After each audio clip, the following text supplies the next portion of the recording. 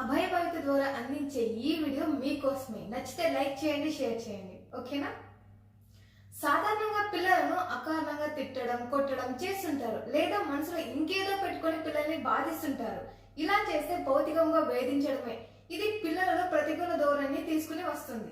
అది వారికంత మంచి చెయ్యదు.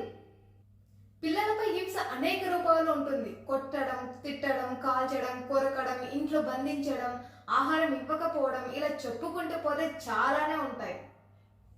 ప్రపంచవ్యాప్తంగా 2 సంవత్సరాల నుంచి 17 సంవత్సరాల మధ్య గల పిల్లల్లో ఇద్దరిలో ఒకరు ఏదో ఒక రకమైన హింసకు గురవుతున్నారు. ఇది విశ్వ మానవాళికి ఎంత మాత్రం శ్రేయస్కరం కాదు.